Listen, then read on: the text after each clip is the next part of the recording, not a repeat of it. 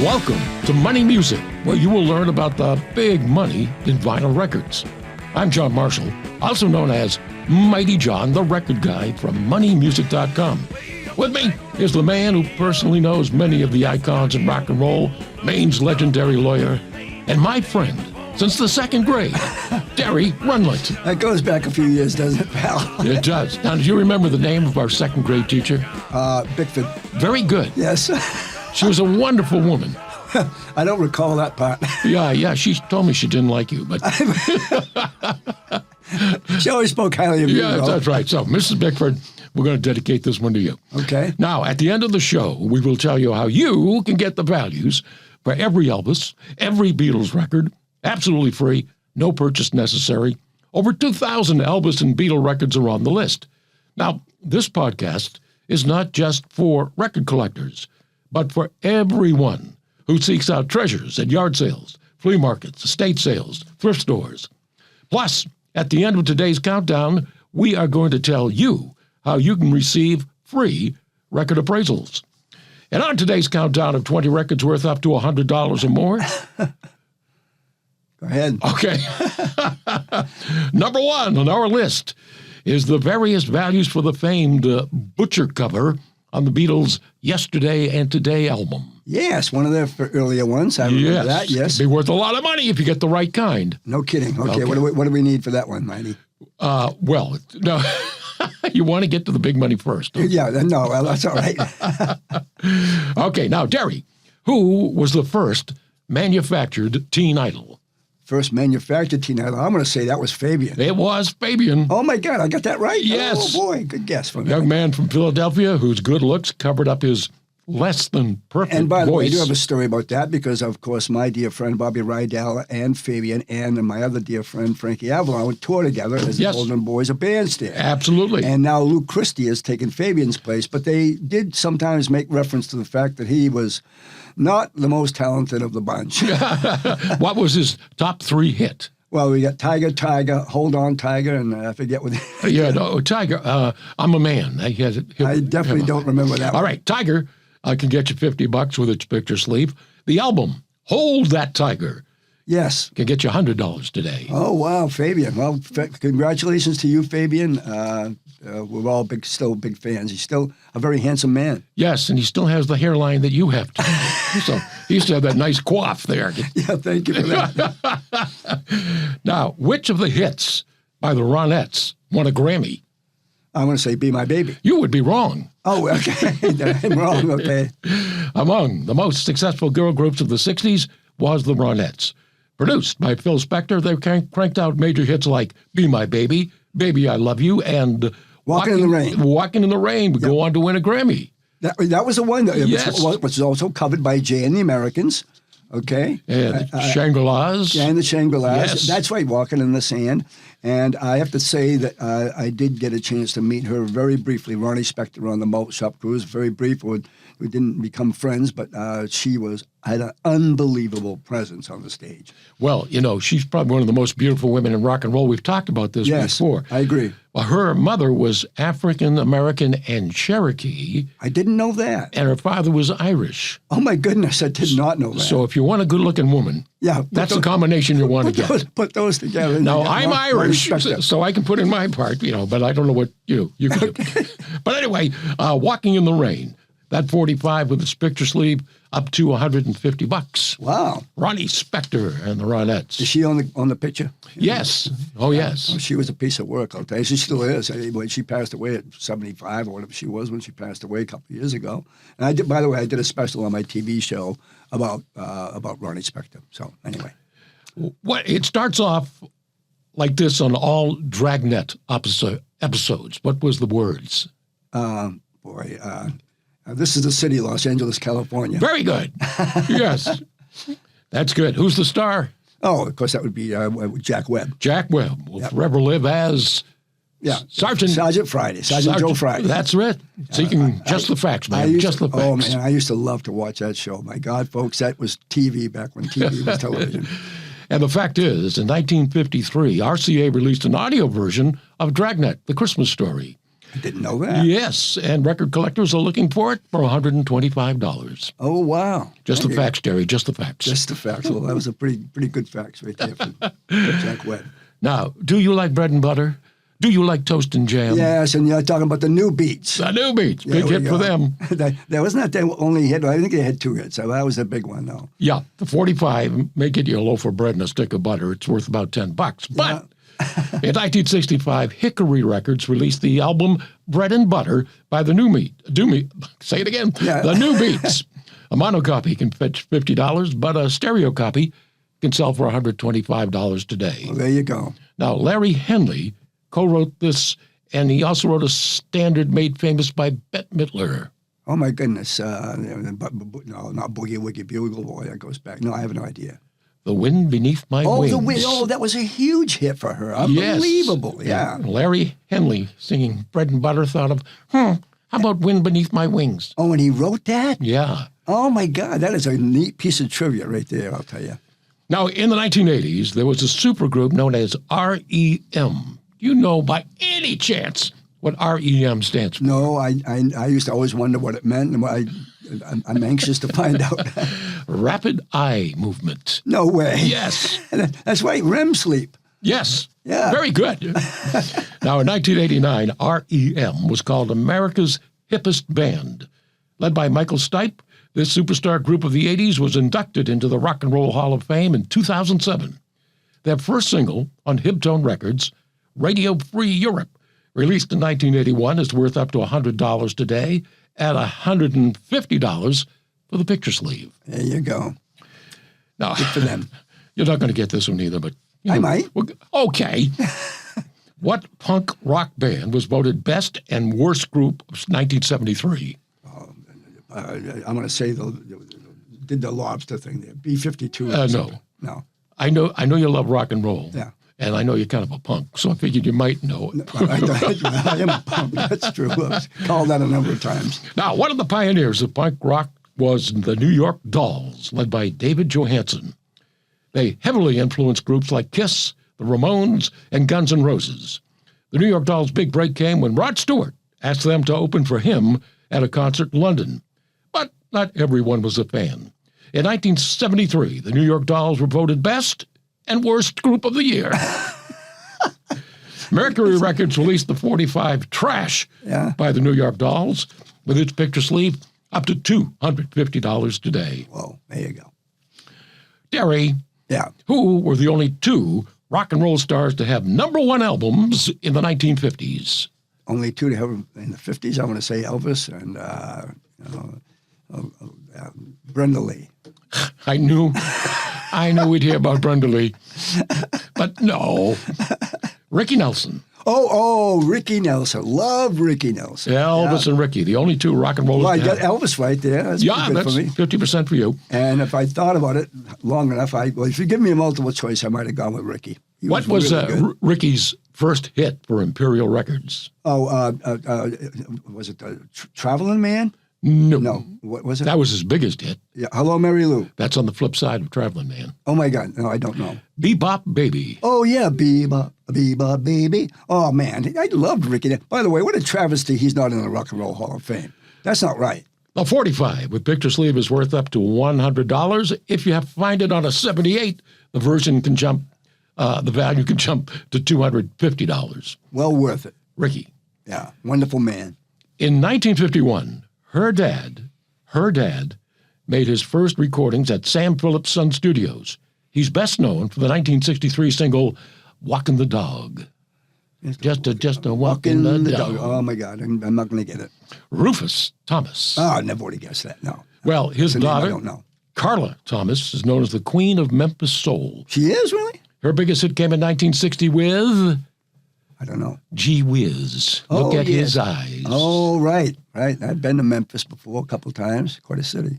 Carla would soon become the first performer to make a record for Stax Records, a label that dominated the 60s. That's right. With its soul music releases. And I do want to say right then and there that I got to meet and spend time with David Porter of Stax Record, who wrote Soul Man. and Hold On, I'm Coming. He's a very successful man because, as we know, Soul Man's on a television commercial right now. And I went to his studio, a multi-million-dollar studio, and in his office where he had a lot of his awards. And the award he was most proud of was his golf score at a certain country club, and that was on the wall with his Grammys and his other stuff. But anyway, yeah. Yeah, but David Porter didn't write Soul Man. Isaac Hayes wrote Soul Man. Well, it seems that David Porter is claiming credit for it. I think they're both on the label as having written it. Pretty sure.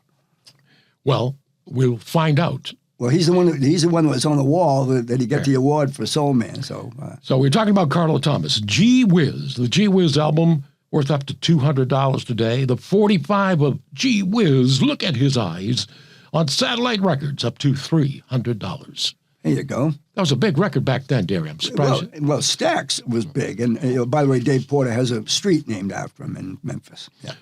Just to go back on David Porter. Did David Porter perform at Woodstock? No. I don't believe Isaac. But, he was. He helped judge the Elvis contest that I also helped to judge in Memphis. And he and Elvis were very, very close friends, David Porter. They used to jam together all the time. John Lennon once said, if you could call rock and roll another name, you would call it what? Oh, my God, I don't know. Chuck Berry. Oh, no kidding. Yes. He also said that Brenda Lee had the finest voice in rock and roll. That's a true story. Absolutely true. Stop laughing. Okay, now duck walking his way through the beginning of the rock and roll era, Chuck's hits and influence are immeasurable. In 1958, Chess Records released 12 Berries, containing his classics Sweet Little 16 and Rock and Roll Music. The album can get you $250 today. The 78 RPM version of Rock and Roll Music is now worth up to $350. Good old Chuck. And since you mentioned him, I also have to drop my meeting in Chuck Berry in Las Vegas. He was in the front row. He called a bunch of us on stage, and I danced with Chuck Berry. Yeah. Very good, Derry. Well, I'd just like to throw that in. I think it's important when you actually meet somebody like that. By the way, he was all dressed in polyester. That's why he called you up on the stage, a fellow polyester guy. Yeah, where'd you get that sport coat off from Volkswagen seat cover? What rock and roll song with the lyrics, you wear those dresses with the sun comes shining through. I can't believe all of that belongs to you. No idea. It's one of the first rock and roll classics. Shake, rattle, and roll. Bill Haley? Big Joe Turner. Oh, Big Joe Turner, yes. Big Joe Turner. Big Joe Turner's been on those rock and roll cruises. Yes, Big Joe Turner. 6'2", weighing 300 pounds. Big Joe. Yeah. In 1954, he unleashed on an unsuspecting world, Shake, Rattle, and Roll, with its risque lyrics and unrelenting beat. 45 up to $200. 1987, Big Joe inducted into the Rock and Roll Hall of Fame. In 1956, Atlantic Records released his debut album, Boss of the Blues. A copy can get you $350 today. All right, Big Joe, for you. Now, Derry, other than the Everly Brothers, can you name 3 other brothers acts in rock and roll? The Kalin Twins. No, the word brothers in the Kalin Twins. When you say? I'm drawing a blank on this one. Oh, come on. I'm going to give up. Righteous Brothers. Oh, my God. Well, of course, they weren't really brothers. You talk about, I also know Bill Medley, a wonderful man, by the way, a wonderful man. But they weren't brothers. His partner was Bobby Hatfield. Yes. I thought you meant real brothers. Well, the Brothers 4. And that's not on my list, but go ahead. You want some real brothers? Give me 2. The Everly Brothers. The Osmond Brothers. Oh, my God, the Osmond. Oh, and then, of course, the Jackson Brothers. And the Isley Brothers. Isley Brothers, Twist and Shout. Okay. Yeah, the first version of Twist and Shout was the Isley Brothers. Now, the Isley Brothers first introduced Shout in 1959. Yes, I remember that. And thanks to the toga party scene from Animal House. Yep, John Belushi. In 1978, the song, this time by who in the movie? Joey D and the Starlights. You're close. Otis Day and the Knights. Oh, there you go. Oh, what a party classic it is. But the record and on an album, the Shout album, currently up to $400 today. Who sang with Willie Nelson on their hit, Don't Let Your Babies Grow Up to Be lawyers, cowboys. Well, we definitely should take the advice on the first one. I'm going to say Waylon Jennings. Very good. I got that right? Yes. Oh, good for me. Waylon was part of Buddy Holly's band during that tour when That's right. Holly lost his life. Yes. Now, Waylon left rock and roll and went on to become a huge country music star. Yes, and rightfully so.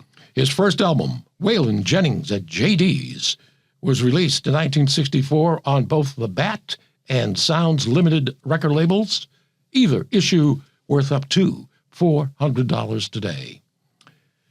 This lady, inducted into the Rock and Roll Hall of Fame in 2009, dated Elvis in the 1950s, not Brenda Lee. Well, she knew Elvis and was Yeah. friends, but she never dated him. She was a little too short for him. But I'm going to go Darlene Love. Darlene Love? Yeah, she's in the Rock and Roll Hall of Fame. Okay. It was funny to you, but maybe not so to the audience out there. This woman is known as the Queen of Rockabilly. Oh, that would be, what's her name? Go ahead. Yes, what's her name is correct. Well, what's her name? Patsy Cline. Close. Wanda Jackson. Wanda Jackson, yes, that's right, that song. Yeah, yes, that's but a lot of my friends also give her the title of Queen of Rock and Roll. I say now it's Tina Turner, but I used to say it was Brenda Lee. But I know she gets mentioned as the Queen of Rockabilly. Her big hit was Let's Have a Party. Yes, by the way, Brenda Lee was inducted into all three halls of fame, the rock and roll, country, and the rockabilly. So she's the only woman to be in all three. Wanda Jackson's debut album, There's a Party Going On. Yes, good song. Capitol Records can sell now for $500. No way. Yes. Yes. Who was known as the godfather of rhythm and blues. Boy. I'm going to give you the name of his big hit. Okay. Willie and the Hand Jive. Oh, I don't know. I know a cat named Way Out Willie. Yeah. Got a cool little sister named Rockin' Billy. I don't know. Oh, I guess I am the godfather of rhythm and blues. No, Johnny Otis. Okay, I wouldn't. Johnny Otis. I wouldn't have gotten that one. Born Greek, he said, I prefer to be black. He really loved black people and rhythm and blues. Well, good for him. Yes. He not only discovered Jackie Wilson, Big Mama Thornton, and Hank Ballard, Wow. but he had one of the biggest hits in 1958 with Willie and the Hand Jive. Yes, it was a great song. And finding those people, those icons, my God, that's great. Now, Dig Records issued his album Rock and Roll Hit Parade. An original copy can get you $500 today. Beware, counterfeits exist. The discs on original copies are rigid, noticeably thicker than the more flexible ones found on fakes. All known counterfeits can be found where, Derry? On your website. Listed and described on my record appraisal guide, available at moneymusic.com. That would be interesting to look at. People find out what things are frauds out there. There are a lot of them out there. You got to be careful. Sure. This band, I know you're not going to know this, Okay. but we're going to go ahead with it in hopes and pray that somewhere in the stratosphere you may come up with the answer. I may. This band of the 1990s has often been compared to the Grateful Dead. Their concerts are always sold out, despite the fact they never had any hits. Fish. Very good! I got it? Yes. Oh, my God. Oh, man, do I feel good. I might as well get up and lead right now. That was a tough question, but I'm glad I got it. Oh, good for you. Yeah. Okay, Alex, what's the next one? Well, with beginnings at the University of Vermont in the early 1980s, Fish has sold almost 10 million records. Their concerts continuously sold out, and they often use audience participation. The original release in 1990 of their album Lawn Boy can sell for $500 today. Fish. I thought that you only knew that as a card game. And they spell their name PH as my friend Flash Phelps on XM Radio. I love to give a plug for his show, folks. You want to listen to a great disc jockey, listen to Flash Phelps on XM Radio, Channel 73. Now, if you get this one, Derry, Yeah. I'm going to wash your car for a month. There you go. Who was the lead singer for Genesis before Phil Collins? Oh boy. Peter Gabriel. Darn. What? Get your car out of the driveway. No way. I got it. You got it. Oh, his song, boy, Up on the Hill.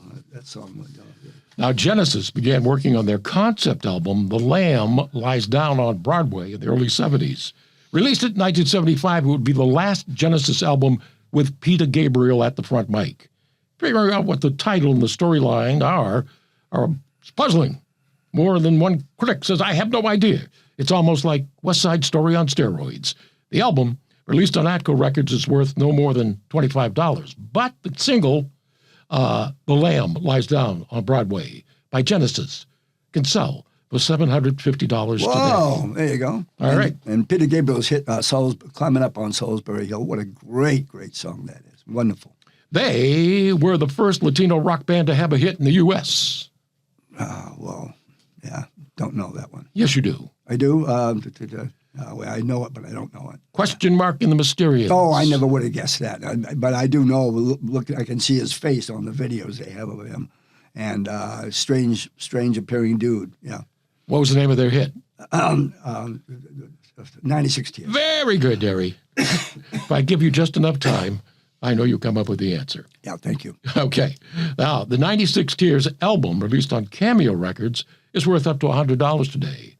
But the original 45 of 96 Tears on Pagogo Records can sell for $800. No way. Yes. That was in my top 100 when I was a disc jockey up at Bowdoin. I think I had it right around 68 or 69, since that was the reference people would make sometimes. Yeah. Now, we've mentioned before that the blues bring big bucks, especially the 78s from the first half of the 20th century. 1930, Paramount Records released All Night Long Blues by Louise Johnson. Copy worth up to $2,000 today. In 1929, Victor Records issued the 78 T-Bone Steak Blues by John Estes and James Rachel. That can get you $2,500 today. So when you're out looking at those old 78s, Derry, what's the word we always want to look for?